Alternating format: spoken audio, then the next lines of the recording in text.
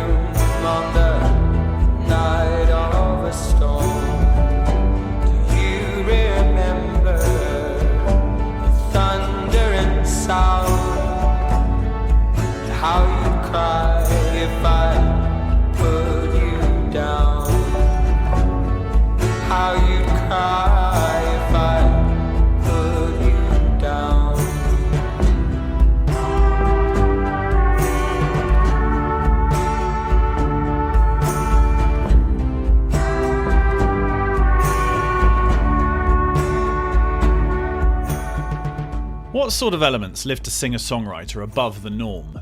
For me, it's a restless creativity, the desire and facility to tell stories and confess secrets in their lyrics, and the power to conjure an undeniable atmosphere in their music, sometimes with just one instrument, or even with their voice alone.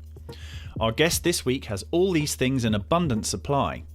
Douglas Dare first came onto my radar in 2014 when he and his record label Erased Tapes got in touch with Fink to ask if he could open for us on some European gigs. Almost 90 shows and 2 continents later, Douglas's haunting music had left its mark on us for good. I had a great chat with Douglas a few weeks ago when he was soon to release his third album, Milk Teeth, which by the time you hear this will be out, so make sure you get hold of it. It's excellent. We joined the conversation when the two of us are discussing the incredibly rude word emblazoned on the side of the tea mug Douglas had just handed me. Don't say I didn't warn you. Here we go. So needless to say though, anything we say that kind of veers off topic or gets controversial, we can just cut it. Yeah, fair enough. But leave the cunt mug out of it. I can talk about the cunt mug. No, I mean I should actually describe it. It's a pink mug with what is this lettering? It kind of looks like like lights. Lights in a dressing room. Yeah, lights in a dressing room kind of thing. Yeah, it was actually a friend of mine's mug. Okay. And they had young nieces and nephews. Right. And when they were babies, it didn't matter. But they started to get older and older. And she said, "Look, I couldn't give this to the charity shop. Would you like it?" And now it's the first mug I offer everyone who comes to here. Really? My daughter swears like a sailor at the moment. How old is she? 12. No, 11. Even worse. Well, it's funny, you know what, Stephen Fry did a documentary some years ago called Planet Word. Okay. And he had a whole episode about swear words. And it really does, because he loves language, you know. Yeah. But and so do I. And and obviously as a songwriter, I believe in the power of words. But at the same time, as a person, I also think about the fact that what does it have any meaning? Yeah. At the same time, it has all the meaning and no meaning at all. So by just disregard, because I used to be really I wouldn't swear. My parents were very you couldn't do it.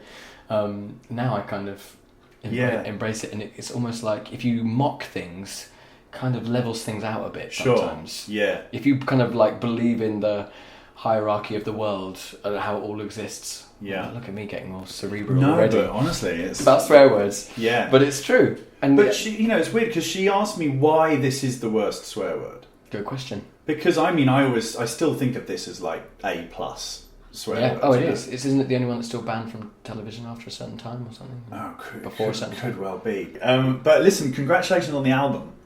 Thank you. It's. I mean, we've been listening to it a lot, and how are you feeling about it? Are you sort of?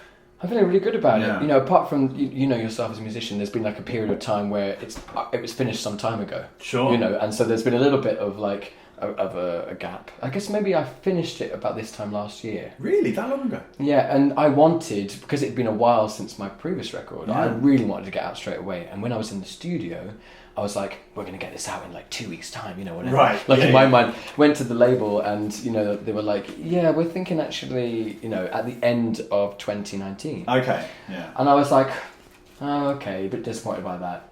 And then it was like, well, no, we think it's actually going to, with other records coming out on our own label and other records coming out in the world, we think this will be a good place for you to put out. So we're thinking... Feb 20. Exactly. Yeah.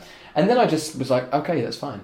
I just decided that it's been long enough that any time for it to come out is good. Yeah. And so I took a break from listening to it, and then only like in the last couple of weeks... Right. Start listening to it again. Because I guess you're rehearsing for tour now. Exactly. Yeah. Yeah, and so now I'm really proud of it. Yeah. I felt really good about it. Well, it is. I mean, I had two sort of lead ups to it. One of which is that I bumped into Fabian last summer, and I didn't realise that he wasn't working on it. Yeah. So and then he was all just very Fabian about it, like, oh no, it's really cool and everything. Yeah, of course. Fabian being my drummer. Sorry, yes. Yeah, you're better at this shit than I am, honestly.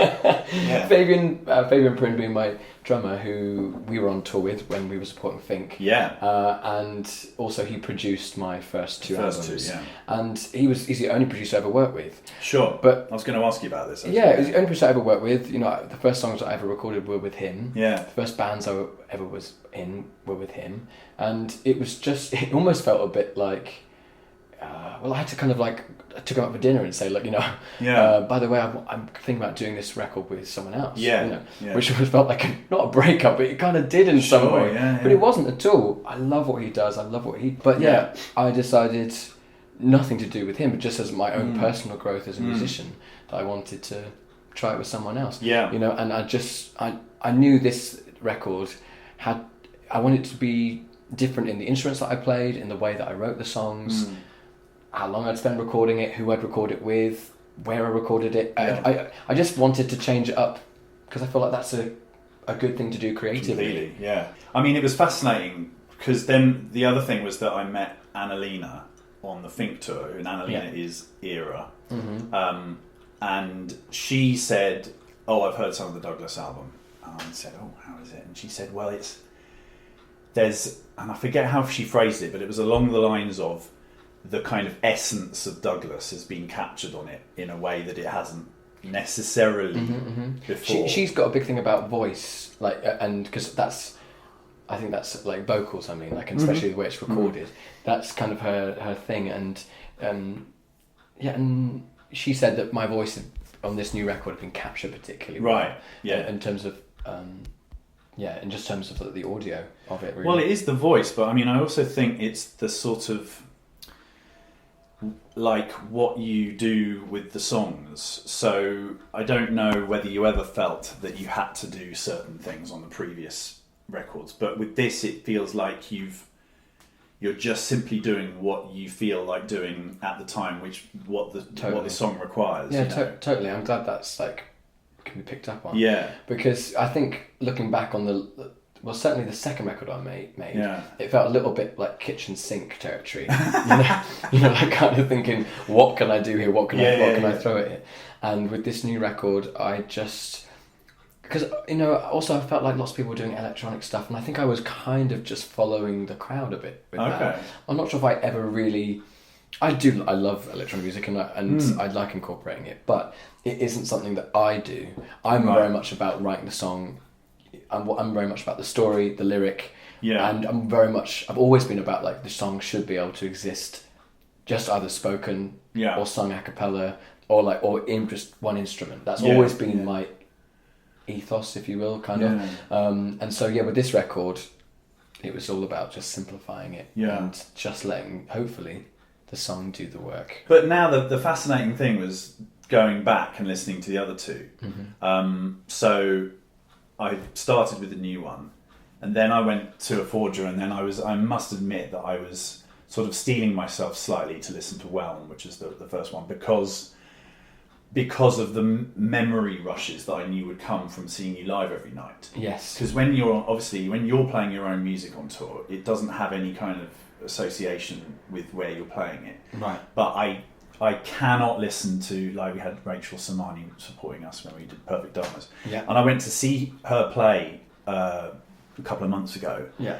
And I was just like, oh my God, I'm back in Prague in 2011. I'm in Warsaw in 2011, you know. Yeah. So I was thinking, okay, so this is gonna be a full-on assault when I listen to Clockwork, and it was. Yeah. I mean, it was just because we did a fuckload of touring. So much. I mean, it happened to me. I was at 90 gigs or something. Something crazy like that. I was playing a gig somewhere recently, and a Fink song came on, and it was a bit like, you know, smelling a hand soap that takes you back to when you were 18 or something. Yes. It just immediately does take you there, and you're yeah. kind of like, oh wow, that was a I know, but so it did the job. It certainly. But what I found interesting was that, for me, this is my sort of listener's take on it. Now it sounds like Whelm is like your songs, and you're playing quite a few of them on the piano, sort of thing. And Fabian is doing interesting stuff with it. Then a forger sounds like the two of you are kind of perfectly sort of coalesced, you know. So it's, I mean, that makes sense. It works completely, that album. I mean, Whelm does as well, but a forger is the sort of the culmination of what you two seem to be trying to do, I think. Probably all those gigs we did. Right. Yeah, sure. Well, I mean, that is true, because I mean, the albums that we did after a ton of gigs were always the most sort of bandy, and you know. Yeah. But Milk Teeth is a different beast entirely, really. And I mean, I've just written sort of bits and bobs. I did my usual thing of not really doing my homework about who produced it. So the first couple of listens, I thought, oh, you'd probably self-produced it. And then I realised you hadn't. You'd done it with the dude from Tomb. Yeah, from Tongue, I think. Yeah. Is it Tongue? Tongue could be. I never. Maybe I haven't said it out loud before. I always think Tongue. But anyway, I suppose I could have produced it myself.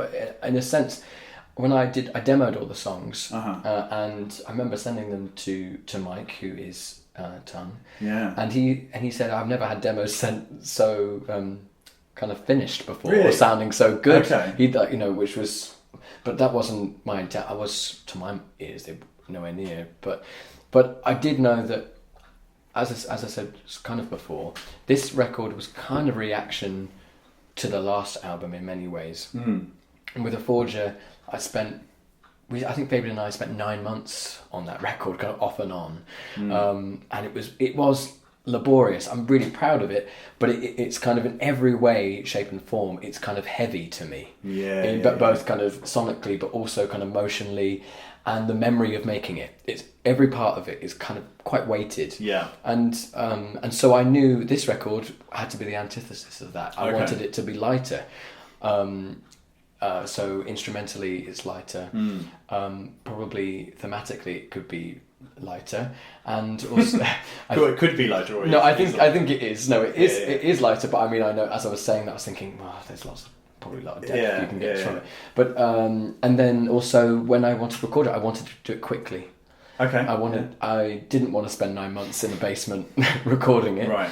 I wanted to do it really quickly, and so, you know, we said maybe we can try it in a week, which I'd never tried before at all. And I didn't want to rush it, but I said, you know, ideally we're doing it in a quick amount of time. Yeah. So I think we spent a week on it and got most of it done. Spent a few extra days. It was about 12 days in the end. Yeah, and that was in Margate. It was in Margate, yeah. So Mike had a studio in London for a long time. Yeah. And then he went, as many people have done, down to Margate. And was going to have a house, bought a house then, was going to have a separate studio, but ended up looking at loads of places and then building a home studio. Anyway, I was the first record that he did in that studio. And it worked perfectly to do it in his house, actually. There was like a comfortable... I was staying there, recording there, living with him, essentially, making this record. Had you met him before? Like, did you know Yes, him? he'd produced one of Pharaoh's albums. Right. So, who was my friend Kari, who played drums for me at some point when we were on the tour as well. Sure, that's right. Yeah, so there's another link there. Yeah. So that's how I met him. Right. And then also, his studio was next doors to Wild Beast's studio. Okay. And then I'd supported Wild Beast on tour with the second record. Yeah. And so then I was meeting him again through them when I would go and visit or whatever. Okay. There was some mutual connections happening. Yeah. And he came to mind when I realised the album was sounding a bit more acoustic.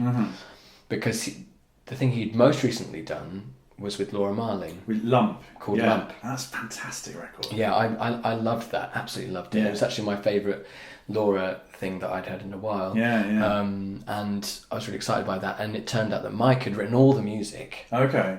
He played all the instruments, wrote all the music, and Laura came in and sang and did the lyrics. And I loved it. And I was like, do you know what? I could see what I was doing in that. And I thought, I'm going to message him, see what he thinks, and I sent him the demos, and he loved it. And so the record was very live. Yeah. I'm playing new instruments on the record. I'm playing guitar, which I'd never done before. Right. And I'm a bit nervous to play live because I haven't done that before either. Right. Did you write on guitar a lot? Yeah, I wrote on guitar and auto harp. And I tried to avoid the piano where I could. Okay. Yeah. It's funny how people do that, isn't it? Because Finn's trying to... Well, he isn't now, but he was trying to avoid the guitar and do piano instead. Well, as a creative person, especially when you're starting to write more and more, you feel like you've got to try and... What's going to give me new creativity and what's going to take me in a new direction? And so that's what I try to do. Yeah. Mike was very insistent that I play all the instruments because he's a guitarist. And I went there thinking, he'll play the guitar. That would be fun. That would be good. Right. And he was like, no, you got to do it. Okay. So so I did that, and I'm pleased that I did. It turned out well. Yeah. Well, it sounds. I mean, careful. Don't like a backhanded compliment. No, it sounds organic, and it sounds like it's coming from the person who's written it. That's good. Yeah, there's little mistakes in there, but I said, we both realised we should keep those things. Yeah. Well, screw it. I mean, it's so that song. Actually, the song. Is it The Playground? It's called The Playground, or it mentions The Playground. There's a song called The Playground. Because that does one of those things that I absolutely love, which is the progression. You hit on a chord progression, and then you just keep going for a bit. Yes. Yeah. And then you stop, and then you keep going again for a bit. Yes, it is. But I love that. That's. For some reason, I always love it when bands do that, and we did it on Pilgrim. That's one of the. I haven't counted the chord progression there, but it's kind of a long, obscure one. Yeah, it's a bit like I think "I Will Survive" has got like an 11 chord sequence or something that repeats. It's quite like I think it's something like that. I mean, probably someone will know, but it's something like some weird amount of chords that then loop. Yeah. That's true. Yeah, and it's not 4 chords. It doesn't change, does it? It doesn't have a kind of weird middle 8. No, it just does this kind of loop thing. Brilliant. And I think I remember thinking about that. Actually, I'll tell you one thing I remember when we were on tours, when Finn said to me, or was it you? No, I think it was Finn. He was like, have you ever thought about writing a song with just like 4 chords? Because he said... That was probably Finn. Probably Finn, yeah. He's like, because, he was kind of complimenting me at the same time, being like, all your songs have got like 17 chords in, it's amazing. Wow, I wish I could, do that. But, and it did, sometimes I think, and on this record, I as I said, try to lighten things. Yeah. And simplify in most places. But I suppose that song, The Playground, is a bit of me, bit of old me, playing as many chords as I can. Yeah, but the other good thing about it though is that you're not getting because Fabian's rhythms. Look what I've written here. All about the rhythms on the Forger. Yes, that's true. But you're getting the sort of points of interest from other things. Mm-hmm. So it's not I can't honestly recall any drum patterns. There aren't. I'm playing all the instruments on the record. There is percussion. We used a bit of drum pad on stuff, and we actually did some. We sampled Mike has all these records and vinyls and stuff, and he had this BBC kind of 1970s samples of drum hits. Oh, right. Or like, you know, he must have used it on the radio or in school for something, and it'd be like, track 1. Oh, great. Those things. And then it'd be like, boom, boom, boom. And then or like a little fill or something. Right. And we used those and chopped them up. So, you know, there are just tiny little bits of drums and stuff on some of the tracks. But library stuff. That's it, yeah. library stuff. You know, and so, it was, for me, this was about the melodies, and I wanted it to feel familiar. I want people to listen to it and be like, oh, I feel like I've heard this before, or it almost feels like a traditional song.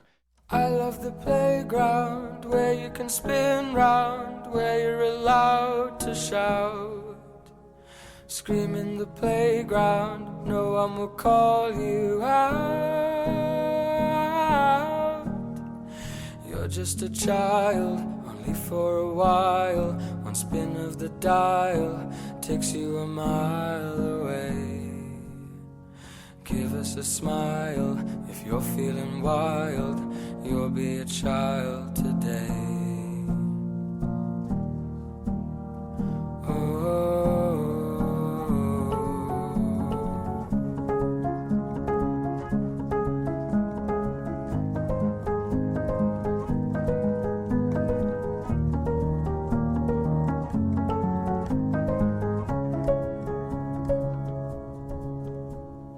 I love the playground, the lights of the fairground, the lightness of our hearts. Don't tell me to slow down, I've got to let it out. Shall we go diving, the pool so inviting? Are you just surviving, or are you still thriving too? When you take delight in the fact you're a child in a world in which nothing's new.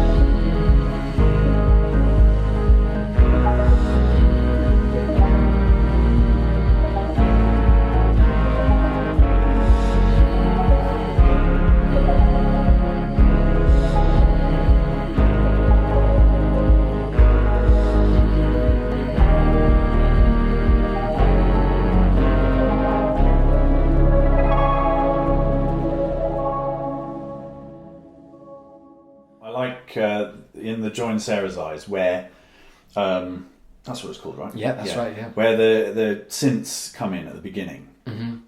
That was a magic moment. That was one of those things where we had the song, we were like, "Oh, this is almost right." And like I said, we weren't really using much synths or electronic stuff. But then, as soon as we had that kind of like oscillating pattern going round and round and round, it was like it was one of those moments like that was the last thing to add. And it kind of brought it all together. Because it's also completely contrary to the rest of the rhythms. Absolutely. Yeah. It is. Yeah. So I sort of heard it coming in. I'd heard that one on the radio, but then you know what it's like on the radio. You don't pick up what happens at the beginning. And well, also we did a radio edit, and so it doesn't. Did you? Yeah. Okay. Just so because the intro is very, very long. Right. And so you don't get that. That's what I love on the record. And when people, if they hear it on Spotify or whatever, or when they buy the record, they'll hear that long intro. Which throws you off. It doesn't give you the feel of the song. Yeah, it's not at all. It's like I thought it sounded like "Fade to Grey" by Visage at the beginning.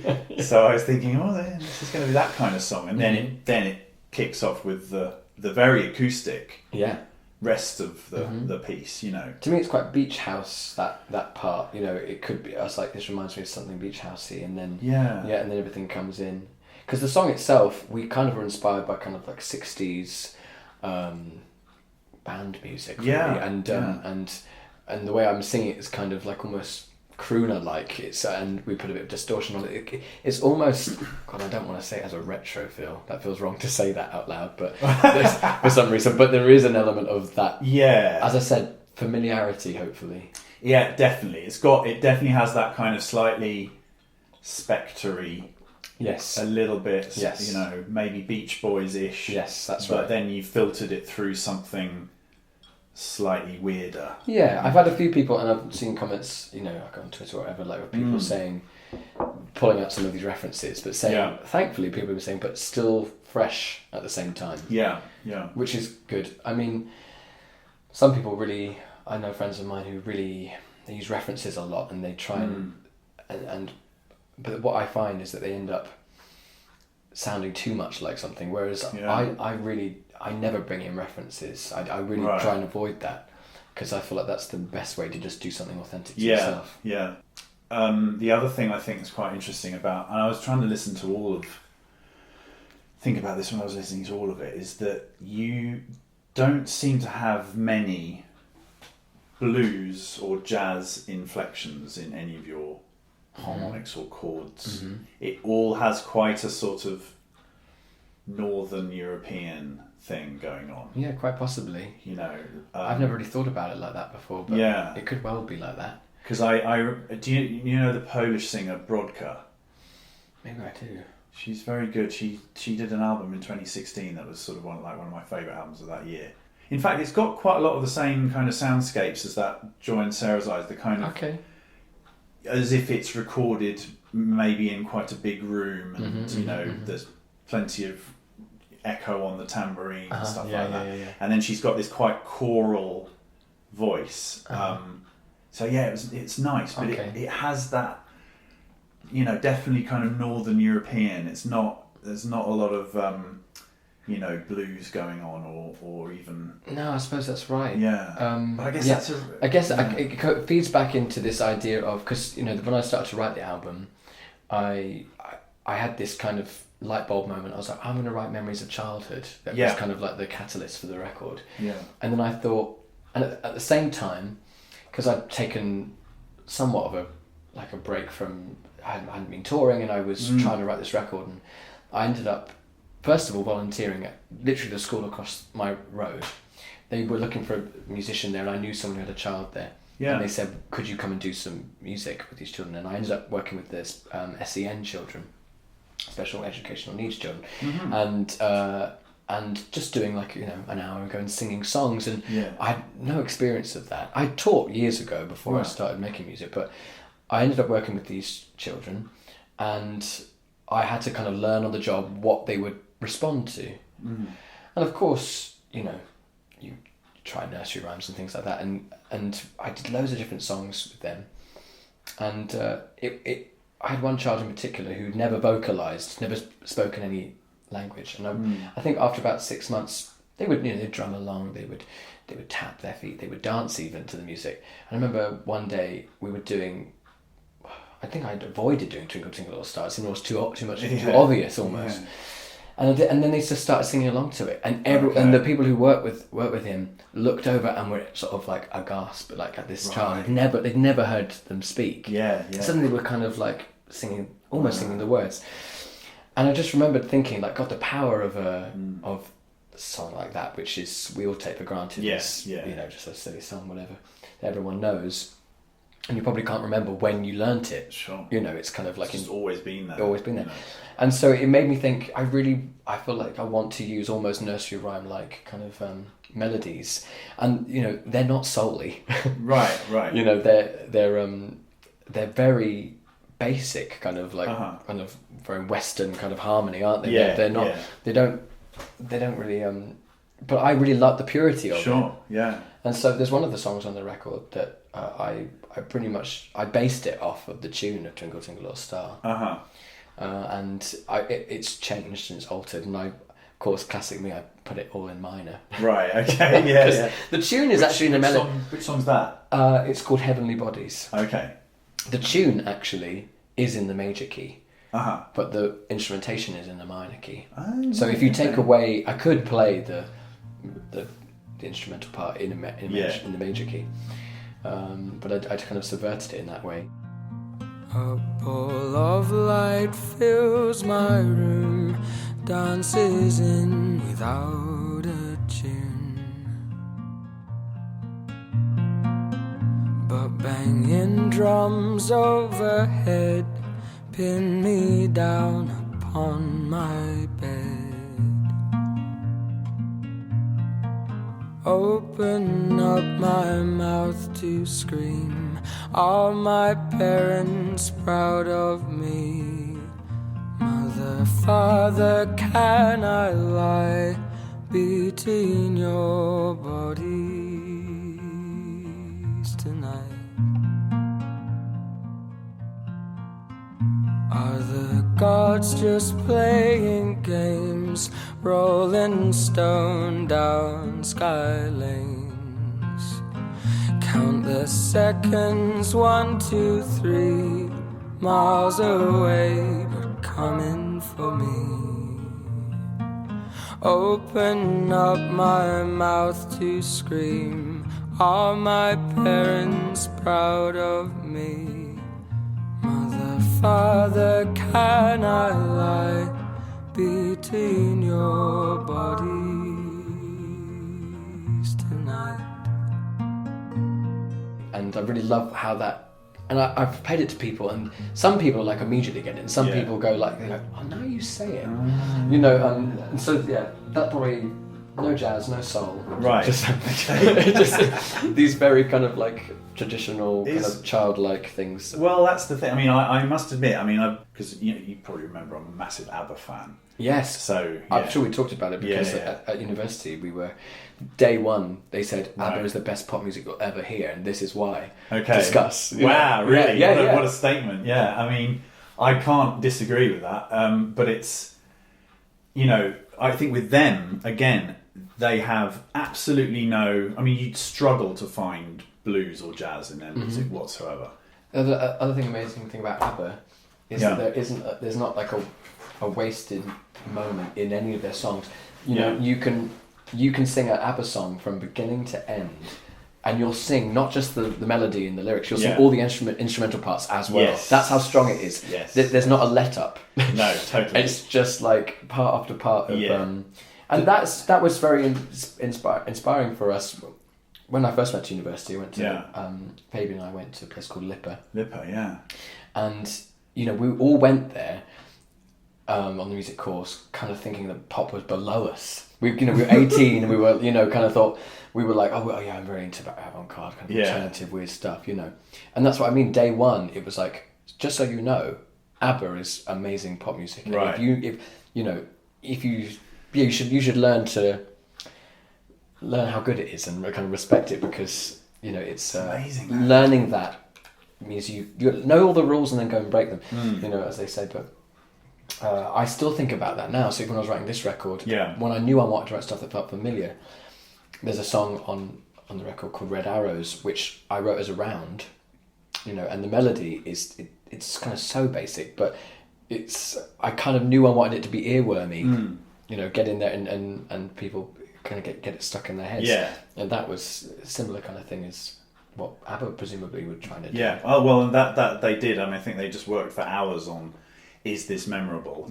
Does this stick in your head? Does this work? And it's, the economy of it is just incredible. But speaking of Lipper, I've heard quite a few people talk about the idea that McCartney is still quite kind of involved in it, and he gives people their degrees and stuff. He does, but more than that, really. I mean, when we went there, I think there was a group of people who thought that if they went there, they would suddenly, be, I don't know, friends with him. I don't know. Yeah. That wasn't good. But I was very much of the mind, we'll never see him, and his name's on the tin, but he's probably won't ever meet him.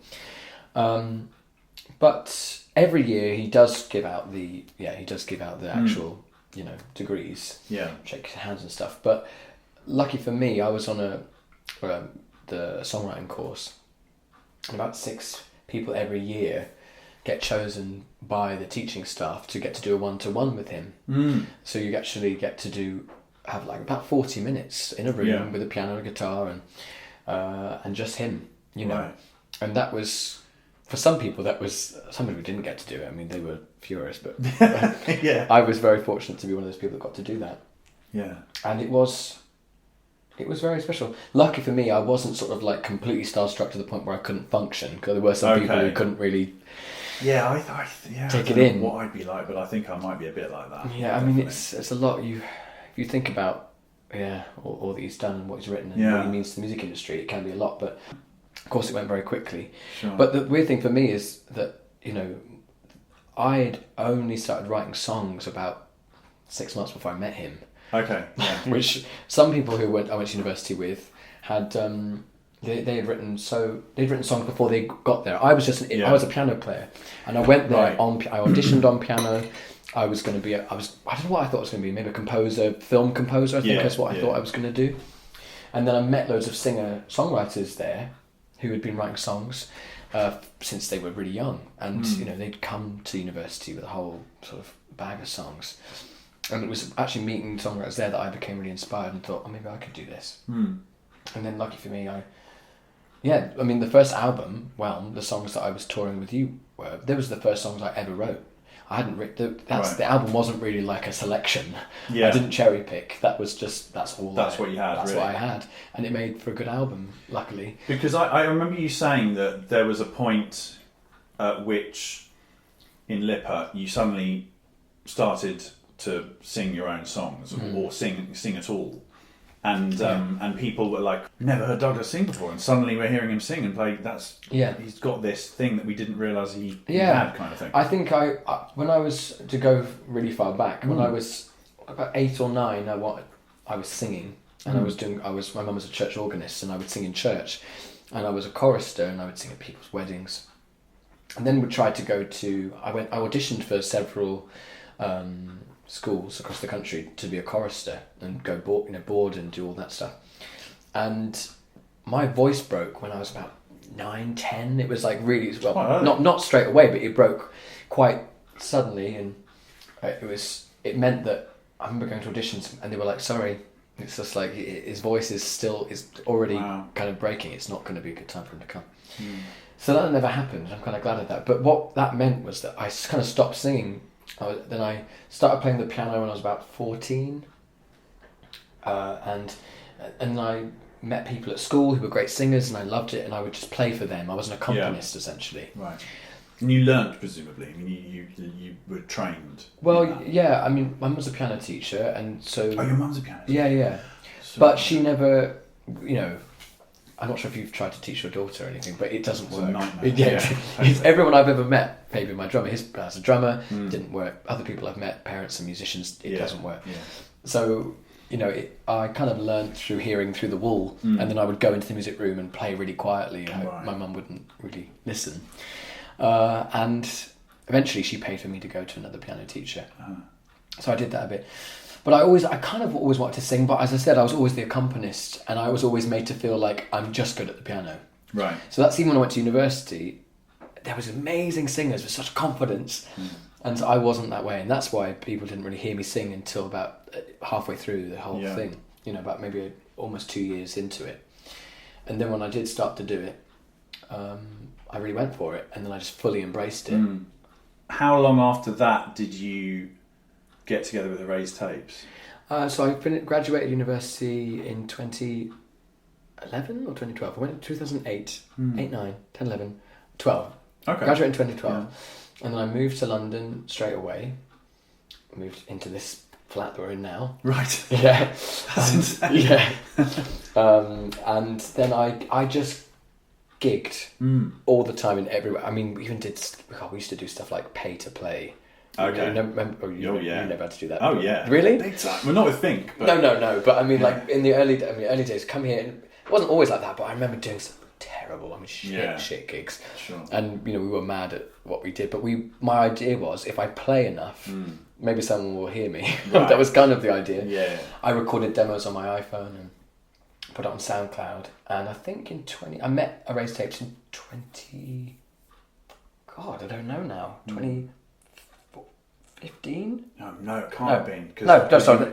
2013. It must have been 13. I get confused with odd numbers. Right, okay. It must have been 13. Yeah. Yeah, it must have been 13, which is kind of quickly, I suppose. Because we met you 2014. Oh my God, okay, amazing. Because that gig that I came to see you at birthdays was in, yes, I don't know, June 2014. There you go. God, I mean, it's crazy how these the times go. Yeah, I moved here in 2012. Yeah.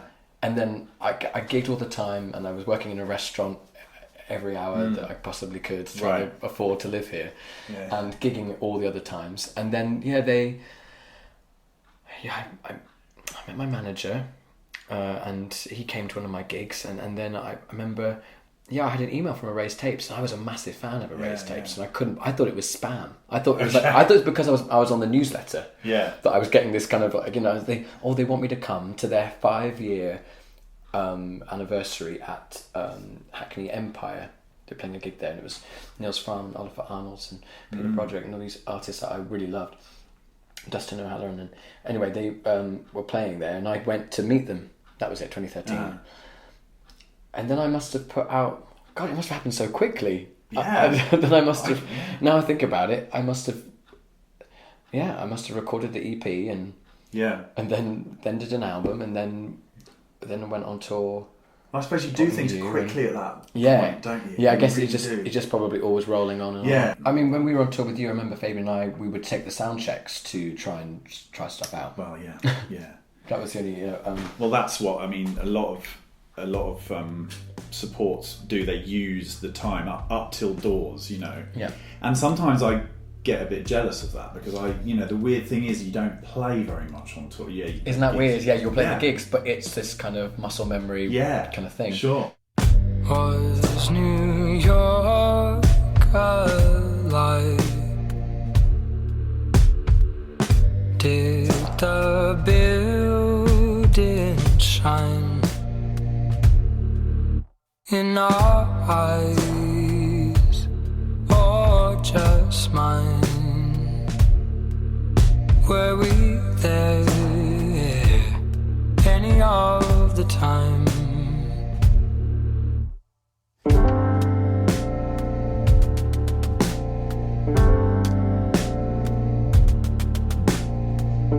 Did we climb the empire, asking can we get higher? Or did the drink help me think and build it all, brick by brick?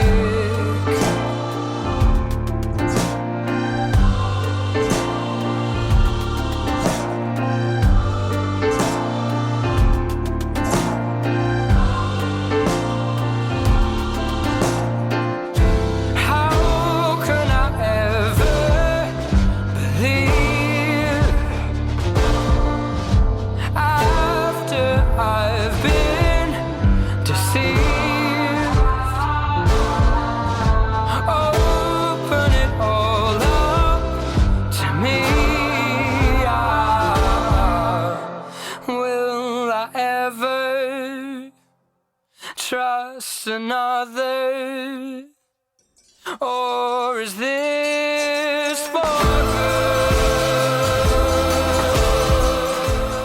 But now, because I'm doing this record solo as well, so I'm in rehearsal now, playing the guitar, playing the auto harp, setting stuff off. I want to use a tape machine. I've got these ideas of how I'm going to be a one-man band, but I've been able to. In the gigs leading up to it, so I've done a few festivals. I was in Thailand at Christmas. Yeah, right. I've been testing out songs. Switzerland as well, weren't you? Switzerland last week. I went to Nepal in November. Yeah. I was in Thailand in December, and I went to Georgia as well for the first time last year. Yeah. So because of course I've been very fortunate. I got to. Even before I toured with you, I went to America already and toured there, and also did Europe a few times. We've been loads of places, but it was last year I suddenly went to 3 new places, which I'm sure for you is even rarer now as well, probably. The more you tour, I guess you do the same places, don't you? Yeah, we do, yeah, but we've started to cut things out now. Oh, right, yeah. Well, there you go, you can cherry pick. Not going back to certain countries, just like, no, there's no point. But fair play, yeah.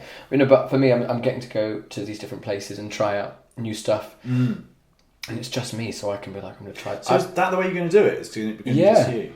It is, fantastic. I know, it's going to be, as I say, I'm kind of nervous. I mean, it was kind of encouraged by my label, and my management really. I did Meltdown Festival. Robert Smith's Robert Smith? Yeah, Robert Smith's Meltdown. Yeah. It was just somebody's name seemed like a fake name. Robert Smith is like the most common name that it just seems fake. But anyway, I did his Meltdown. Anna Lena was playing with me then. Okay. Fabian was playing with me then because we'd been touring with Wild Beasts as well, and I was trying out some new songs, and we played a couple of new songs. And I remember the label said, really the songs that you're doing now seem like they're almost being distracted by the other elements. And they said, we've seen you play solo, and you connect with the audience so well in that way. Yeah. Have you thought about doing this new record solo? Right. So, and part of me is kind of like nervous about doing it, but then also, I am the sort of artist that I can communicate with an audience. Like I'm not scared to do that, and I have experience doing it, and people do connect with it really well. Yeah. In this box, a secret so closely kept, 2,000 years in the depths,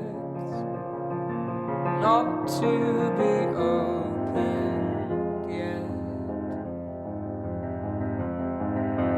To the skies, they looked for the reasons why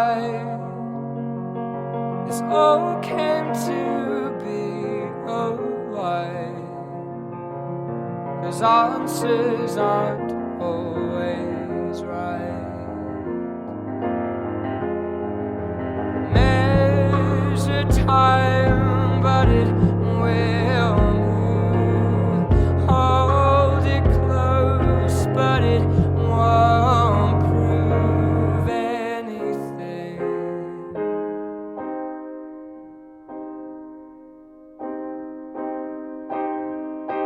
In their eyes. What I wanted to do in terms of trying, there's two sort of slightly silly features we've got on this, and I wanted to pilot one with you. Great, if that's all right. Mm-hmm. And it's inspired by your song title Binary. It's got nothing to do with the lyrical content, but that's fine. Yeah. I've decided this is going to be called the Douglas Dare Fantasy Album Binary Choice Game. Okay, so let's see how this goes. So basically, what I'm going to do, we're going to build an album, the details of an album, and I give you two options for each thing, and you have to choose one, even if you hate both of them or like both of them and you don't want to.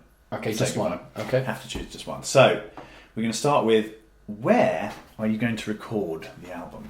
You have a choice between Berlin and Oslo.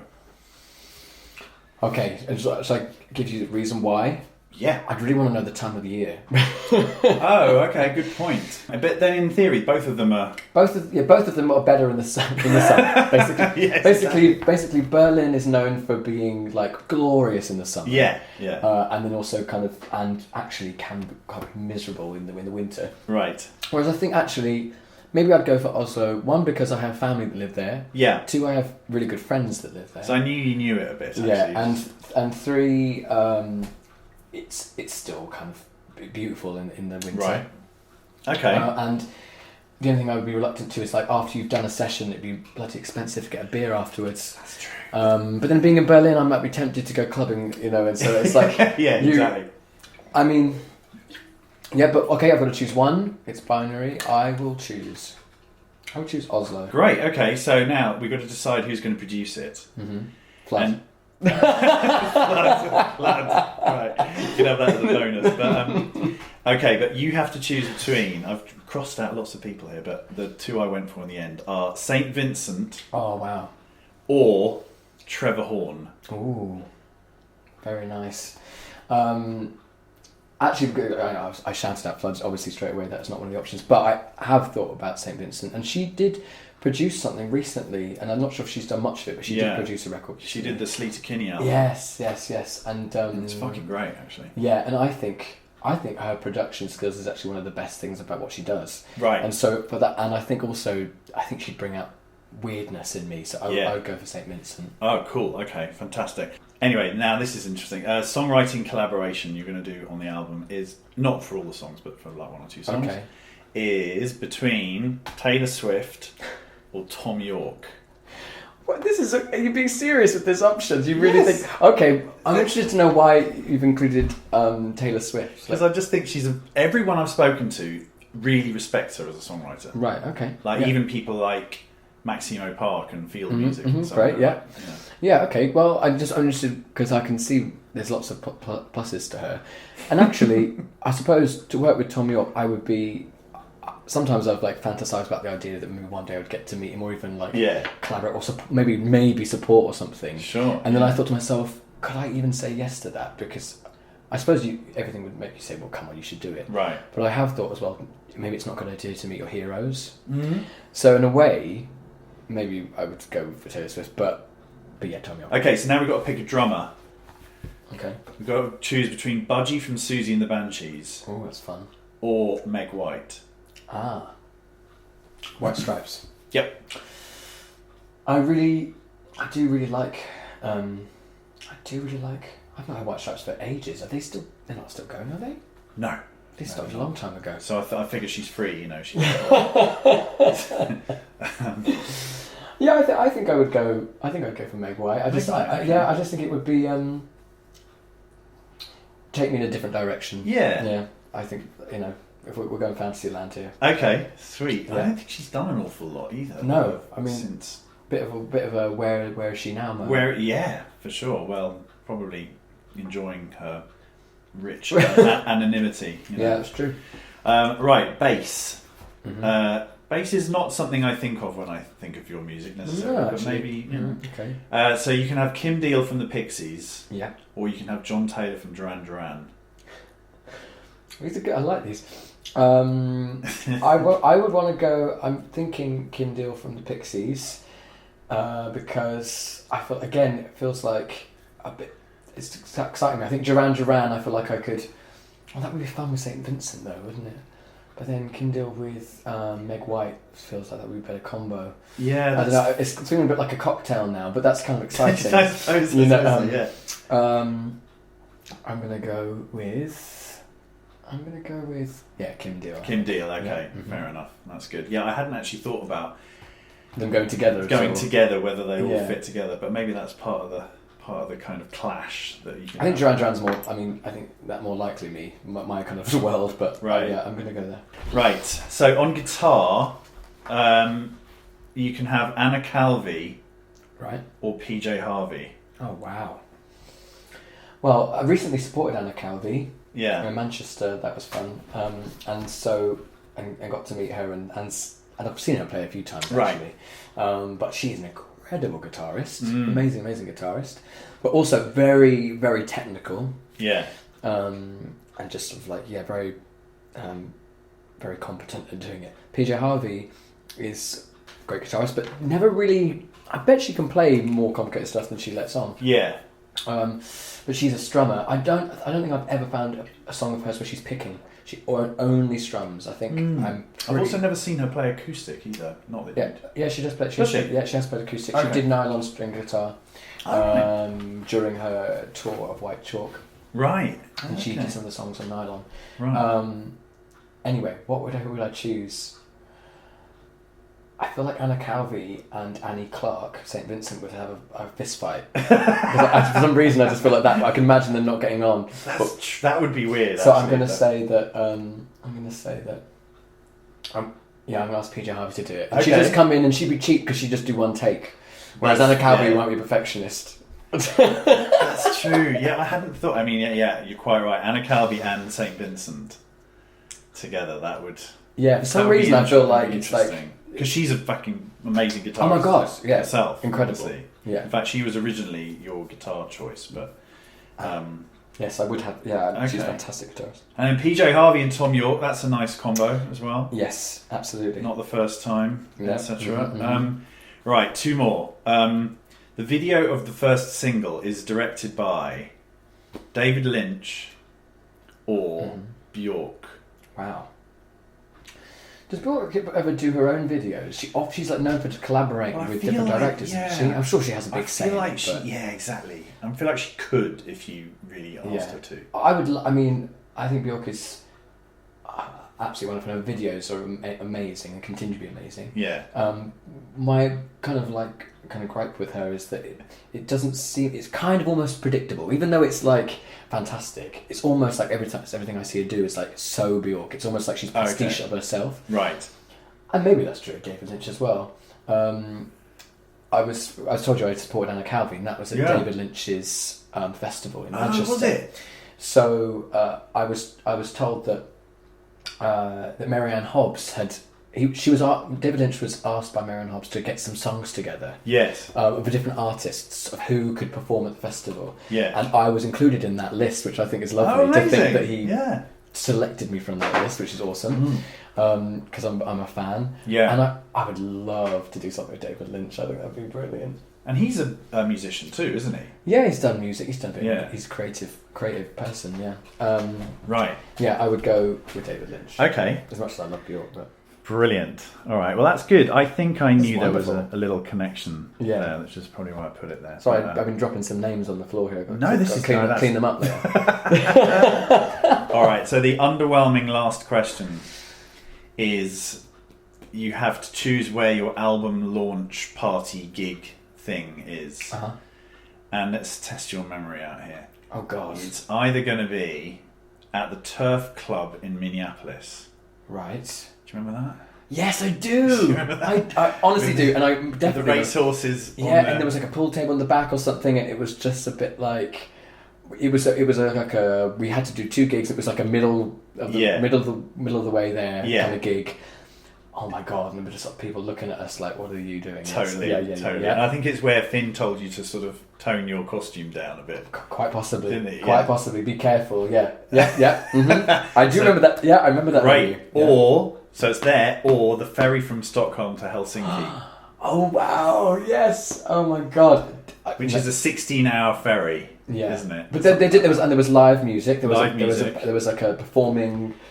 Troupe, all wearing. I remember there was like steps. Yeah. But not steps. Let's call them stoops. Incredibly karaoke, sort of like 80s style. Yeah. I mean, they're both very good memories. I mean, both interesting memories. I'm saying not necessarily good, but definitely the ferry. Oh my God! Really? Okay. With the lights and the cost. Oh my God! Yeah. I like a launch party that makes it hard for people to get to as well. So all these music industry bods have to get on a ferry. I think either way it would be. I mean, the one in Minneapolis. Would be even hard. Yeah, actually, that would be harder to get to.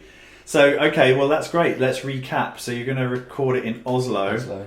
With St. Vincent on the production duties. You're going to do a couple of songs with Tom York. Yes. You're going to have a band consisting of Meg White, Kim Deal, and PJ Harvey. That's pretty cool. That is really cool. Yeah. And Tom York, I mean, God, this is something great. Definitely, that's amazing. And then your first video is going to be directed by David Lynch. And your party's going to be on the ferry from Stockholm to Helsinki. This is wonderful. Is this how you write your books? Yeah, just one choice or the other, I know. Each of us, we're going in. Even if we don't know how to swim, we're going in. I will stand at the poolside, counting the rings made from your dive. I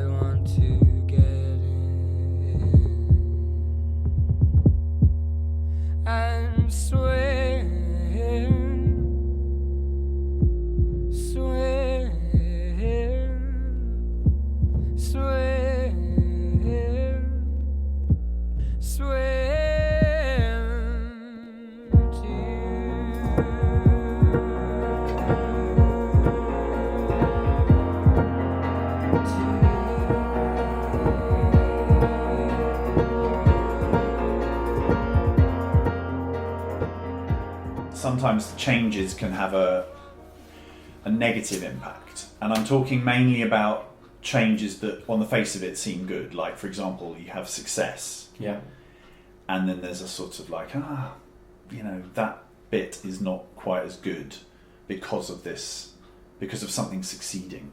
I was wondering if you'd had anything like that at all. Yeah, so something that you feel like went well, and then you kind of well, I guess one thing is that I look back at my first album, and I do think that's probably like my game changer, in that it was immediately received very well, and it opened so many doors for me. And I suppose with this newest record, part of me was going, okay, do I need to kind of try and do that again? And I think that's never a good idea, to try and kind of like try and replicate something you did before. Anyway, it's got to be authentic. And luckily, I've got friends who signed to all different kinds of labels, a lot of them major labels, and there's a lot of sort of like voices from the label saying, I've even had friends say we've had to send songs back because the BPM isn't fast enough, or it needs a kick drum before this, this second, or whatever. I've had quite the opposite. So I'd go, oh well, maybe I need to write a bit of a radio single, for this record. Maybe I need to write a song. Like on my first record, Swim was such a successful song. And like, oh, maybe I need to try and write that again. And universally, either my manager or the label have said like, no, we don't want you to think like that. Okay. They're quite the opposite. They've actually told me like, no, don't. If I start to talk about something being commercially viable, they're like, listen to yourself. Really? They don't want you to. So sometimes I have found like the success of a song or a record even, there's a sense of like, maybe I need to try and emulate that again. But luckily the people around me have told me not to. That's cool, isn't it? That's really cool. It is cool. Sometimes it proves that they're kind of genuine at what they do. I think they really. But I think they must know, because as soon as you try to do that, it's just not authentic anymore. And look, I'm not going to be writing, a number one hit any day. So, well, who knows? But I mean, it's unlikely. With my genre of music, so it's rather than try and go that way at all, just be true to what you're trying to say. I mean, the lucky thing is you're quite a fan of music that sounds kind of accessible anyway. So even if you think you're not being, even if you think you're being left field, you're still being quite catchy. So a song like Playground, it's still got like, that sticks in your head for the next few hours. No, I do, and that's the music I like. I do listen to. I mean, most recently I've just been binging any like Bulgarian chant music that I can find. And I do listen to. And Meredith Monk is a huge inspiration to me. And she does this performance art music, and it's really unusual. But saying that, I also listen to really like ABBA, whatever the pop stuff we've mentioned, and I admire that. And it's still, I mean, half the time I'm doing drag, for example, and I'm spinning around to Gloria Gaynor, but then I'm doing my own music, and I'm coming home and listening to Meredith Monk. It's almost like sometimes I think it's unsurprising to me that our music is both kind of somewhat in some ways alternative, but also I'm still pop, in some ways.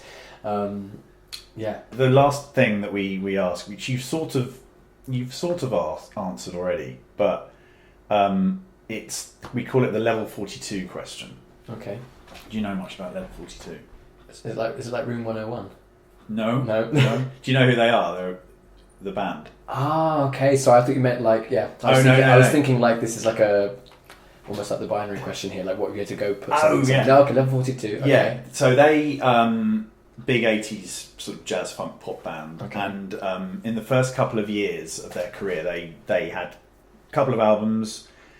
It was like top 40 albums but not top 10, and they did some good touring and everything was going fine, and then they sat down with each other and they said, right, we've really got to hit pay dirt now, so let's deliberately set out to write some hit singles, like from the outset, and then we'll produce them, and with every intention of them being whopping great smashes. And they did that, and they succeeded, and they had like 3-4 years of being arena level. Amazing. And then I wonder if Coldplay did that, sat down at one point.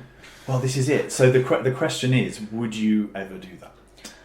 And like I said, you sort of hinted at the answer. Well, I mean, first of all, I don't know if I've got the because I respect good, successful pop music very much. Yeah. And so I don't know whether actually I've got it in me. I mean, recently I got asked to collaborate with a friend of mine called Soniku, who just signed to Bella Union, and we were friends, and they make electronic music very kind of like almost 80s pop inspired, actually. Yeah.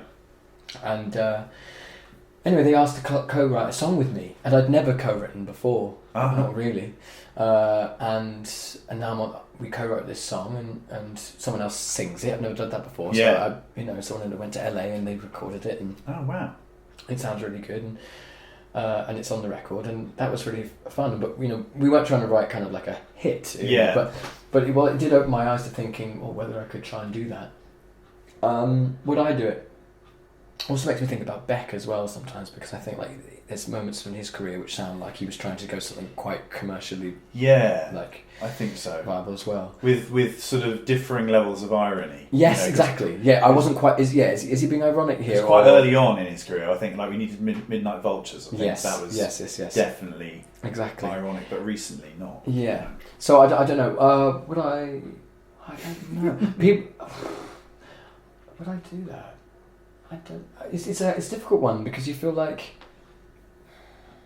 maybe. I think it comes a little bit with confidence in also confidence in what you've already put out. Mm-hmm. I think if I was known and recognised for my credible work, yeah, and then I felt like, but hey, I can do this. I mean, I already kind of dipped my toes in the water with co-writing this song. To be honest, when I co-wrote the song, I didn't even know if it was going to make it on the album. He wasn't signed at the time, and then suddenly I get a phone call saying, "Hey, it's on the record, and I'm signed, and we're going to do this, and we're going to do a video, and all this stuff." And I was do you like it? Do you like the end product? Yeah, absolutely. But it's, I guess there would. You mentioned earlier about like the people who know you, and like whether you would play. I'm not sure if I would play it to some people I know. Whether I'd be like, I don't know. Would I do it?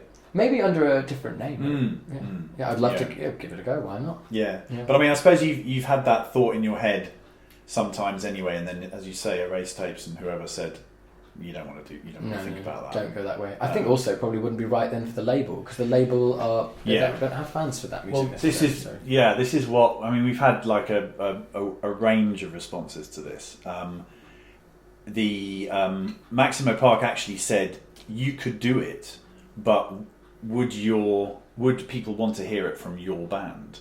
But I mentioned Coldplay because, and lots of my friends as well, when their first album came out, Parachutes, I mean, maybe it was something to do with our age at the time as well. We would have been about 10, but I absolutely loved the record, and I absolutely loved it. And we all felt like, looking back, that they could have gone the way of Radiohead potentially. Like they could have gone more alternative, they could have gone more weird, but they just went more and more mega pop. Yeah. Collaborating with Beyonce and I don't know who else, Rihanna and whoever.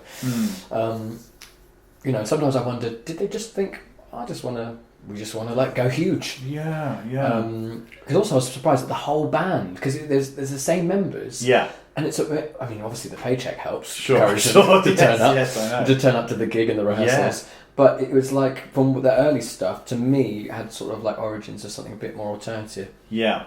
But maybe they were all along thinking in those big terms, I mean, they must have had to all been on board with all of these things. Yes. And I think that's part of the magic of bands like Coldplay and U2 is the fact that they've, and Radiohead, that they've found the chemistry that works, and you get all sorts of bands who it doesn't. Is part of the chemistry the money there? I mean, come on. I mean, but then again, saying that, of course, probably the drummer from Coldplay probably could have retired after the fourth successful album if he wanted to. Never had to be in the Coldplay again, I suppose. Yeah. Because on the flip side, it's not just about the money, but it does make me think if you're in a good thing. Onto a good thing, yeah. Yeah, would you say no, thank you? Sure. I'm above this. Yeah. I know, it's fascinating. I just love this stuff. Anyway, I think that is probably all good. Thank you so much. My pleasure. If only I could talk to you.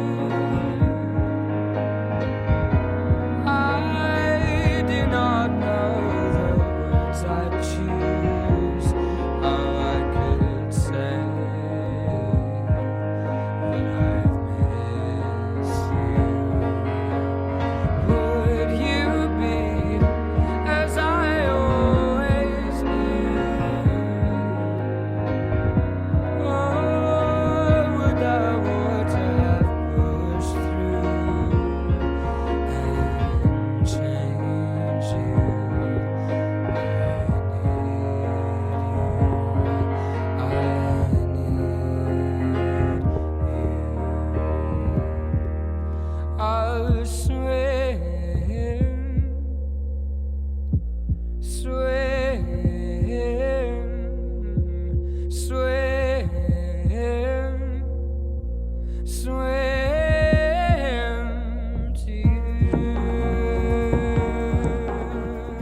So there you go. My thanks to Douglas for his time. That was really fun to talk to him. Lovely to see him again. Douglas is on tour throughout March and April. He's playing London on the 16th of March, which may well be very soon by the time this podcast comes out. And then his dates are all up there on the Erased Tapes site.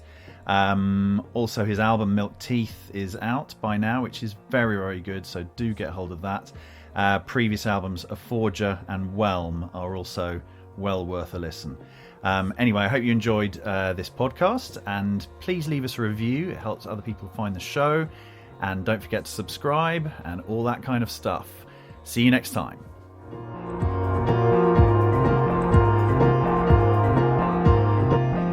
Each of us, we're going in.